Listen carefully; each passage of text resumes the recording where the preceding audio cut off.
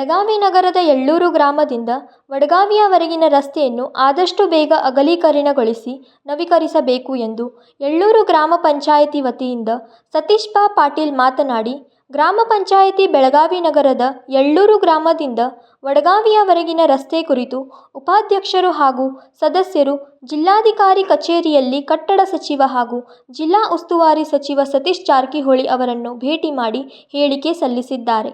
Chairman Pramod Patil आज येळूर ग्रामपंचायतीच्या वतीनं व सर्व ग्रामपंचायत सदस्य व गावकऱ्यांच्या वतीनं आज आम्ही आमच्या भागाचे पालकमंत्री श्रीमान सतीश अण्णा जारकिहोळी सर व या भागातील PWD मिनिस्टर यांना आम्ही आज येळूरचा रोड खूपच खराब झालेला आहे.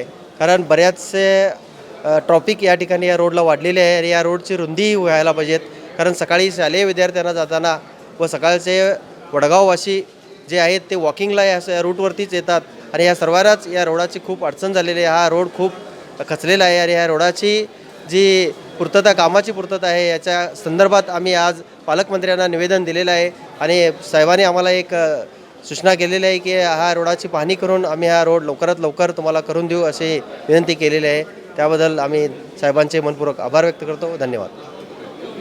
भागाचे पालकमंत्री त्याचबरोबर कर्नाटक राज्याचे PWD मिनिस्टर सतीश जारकिहोळी साहेब यांची भेट घेऊन येळूरच्या रस्त्यासंदर्भात आपण त्यांना एक निवेदन दिलेलं आहे. निवेदनाद्वारे आपण त्यांना सांगितलेलं आहे गेले 10 वर्ष झाली या रस्त्या करून मात्र रस्ता आज खूपच खराब झालेला आहे.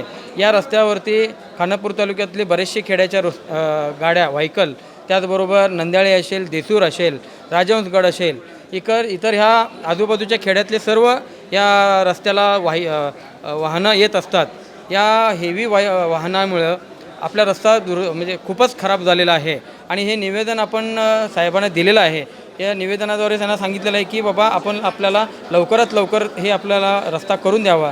त्या पद्धतीने त्याने पाहणी करून त्या रस्त्याची लवकरात लवकर पूर्तता करतो असं त्याने आपल्याला सांगितलेलं आहे.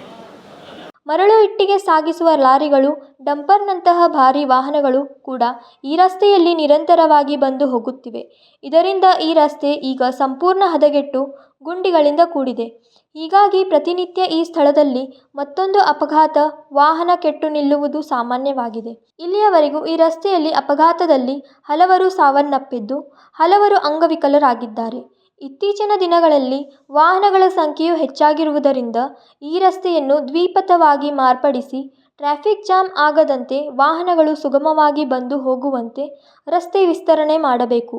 ಇದಲ್ಲದೆ ಬೆಳಗ್ಗೆ ವಡಗಾವಿ ಮತ್ತು ಎಳ್ಳೂರಿನ ಹಿರಿಯ ನಾಗರಿಕರು ಬೆಳಗಿನ ನಡಿಗೆಗೆ ಇದೇ ರಸ್ತೆಯನ್ನು ಬಳಸುತ್ತಾರೆ. ನಂತರ ರಸ್ತೆಯ ಎರಡು ಬದಿಯಲ್ಲಿ ಫುಟ್ಪಾತ್ ಕೂಡ ನಿರ್ಮಿಸಬೇಕು.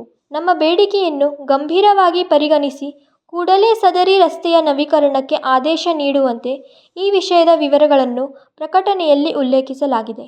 ಮಹಾದೇವ್ ಪವಾರ್, KMM ಕನ್ನಡ, ಬೆಳಗಾವಿ.